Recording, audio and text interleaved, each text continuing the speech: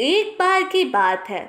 एक बूढ़ा आदमी कुछ कमाई करने के लिए अपनी पत्नी और अपने दो पोतों के साथ शहर आता है।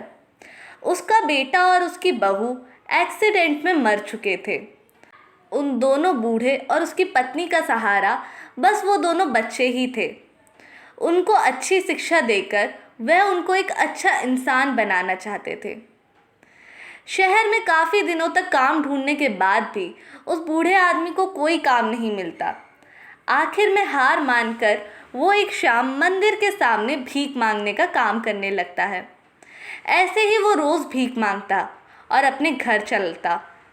एक दिन जब बूढ़ा आदमी भीख मांग रहा था, तभी तेज़ रफ्तार से वहाँ एक गाड़ी गुजरती है और गाड़ी का दूसरा पहिया एक गड्ढे से होके गुजरता है, जहाँ का कीचड़ उछल के उस बूढ़े आदमी के मुंह पर जा गिरता है। बूढ़ा आदमी कुछ नहीं बोलता। तभी थोड़ी आगे जाके वो गाड़ी रुक जाती है और अंदर से एक सुंदर नौजवान निकलता है।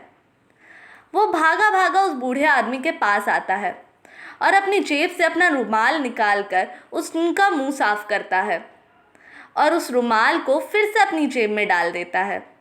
ये देख वो उस बूढ़े आदमी को बहुत अच्छा लगता है और वो उस बेटे को आशीर्वाद देता है। वो आदमी उन्हें एक साफ जगह पे बिठाता और बोलता है, बाबा आप ठीक तो है ना? बूढ़ा आदमी जवाब में कहता है, हाँ बेटा, किस्मत का मारा हूँ, तेरी कोई गलती नहीं है। ये सुन वो आदमी बोलता है, मैं आपके लिए क्या कर सकता हूँ बाबा? बूढ़ा आदमी कहता है, बेटा बस कुछ पैसे दे दो, रात का खाना हो जाए। ये सुन उस आदमी के आंखों में आंसू आ जाते हैं और वो अपनी जेब में हाथ डालता है और फिर एक चांदी का चमकदार सिक्का निकालता है। वह सिक्का उस बूढ़े आदमी को देता है और कहता है, बाबा इसे हमेशा अपने पास रखना। ये कहकर वो आदमी अपनी गाड़ी में बैठकर वहाँ से निकल जाता है। सिक्का पाकर बूढ़ा आदमी बहुत खुश होता है और सोचता है कि इसे तो 2-3 महीने तक खाना मिल सकता है। घर जाकर वो उसे बेचकर खाना लाने की सोचता है, पर वहाँ जाकर उसे पता चलता है कि एक बड़े सेठ जी आज उनके घर आके उनको खाना दान में देकर गए हैं और साथ ही बूढ़े आदमी को उनके घर में नौकरी भी दे गए हैं। ये सुन वो बूढ़ा आदमी खुश हो जाता है और सभी घर वाले खुशी खुशी उस रात खाते हैं और सोते हैं। उसी रात उस बूढ़े आदमी के सपने में श्री कृष्ण जी आते हैं और कहते हैं, ये सिक्का जो आज तुम्हें तुम्हारे कर्मों की वजह से मिला है, उसे हमेशा संभाल के रखना। ये तुम्हारे लिए किस्मत का द्वार खोलेगी। अगले ही दिन बूढ़ा आदमी नौकरी पे चला जाता है और देखते ही देखते साल बीतते जाते हैं। अब वो बूढ़ा आदमी अमीर बन चुका था। उसके पास एक बड़ा बंगला और गाड़ी होती है। उसके दोनों पोते भी डॉक्टर इंजीनियर बन चुके होते हैं। उनका छोटा सा परिवार अब खुशी खुशी रह रहा होता है। तभी एक दिन बूढ़ा आदमी रात को अपनी कार से रास्ते से उसी मंदिर के बाहर गुजरता है। कार से बाहर देखता है कि मंदिर के सामने एक बीच पे कोई लेटा हुआ है। उसे देख बूढ़ा आदमी अपनी कार रोककर उसके पास जाता है। उसे देख के उसे ऐसा लगता है कि इसे कहीं देखा हुआ है, पर याद नहीं आ रहा था कि कहाँ देखा हुआ है। वो पास जाकर उससे पूछता है, क्या मैं आपको जानता हूँ?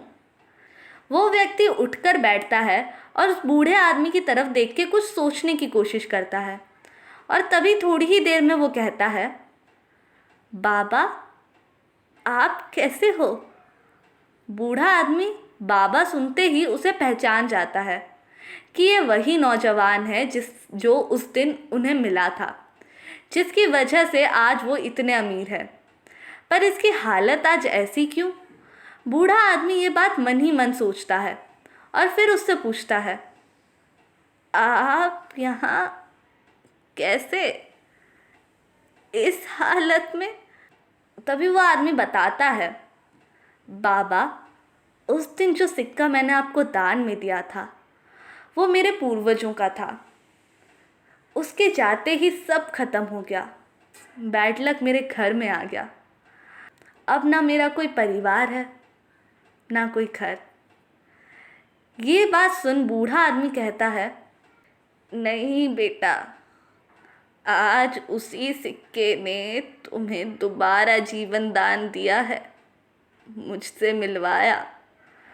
वो सिक्का सिर्फ किस्मत नहीं बनाता, बल्कि वो हमेशा साथ देता है, चाहे वो आपके पास हो या ना हो। कृष्णा जी जैसे ही अच्छे वक्त में तुम्हारे साथ थे, उसी तरह बुरे वक्त में भी थे। तभी देखो तुम्हें मुझसे मिलवाया। आओ चलो मेरे साथ बेटा, मेरे घर। अब वो तुम्हारा ही घर है। तुम हमारे साथ रहोगे, हमारा परिवार बनकर। तो दोस्तों, ये छोटी सी कहानी आपको कैसी लगी? कहते हैं ना, भगवान चाहे आपको दिखे या ना दिखे, आप मानो या ना मानो, वो आपके अच्छे वक्त पे भी साथ है और बुरे वक्त में भी। बस देखने का नज़रिया बदलना चाहिए। और इसी के साथ आज हमारी ये कहानी यहीं पे समाप्त होती है। ऐसी ही कहानियों के लिए जुड़े रहिए हमारे साथ। और मिस्ट्री टेल की तरफ से आप सभी को हैप्पी जन्माष्टमी।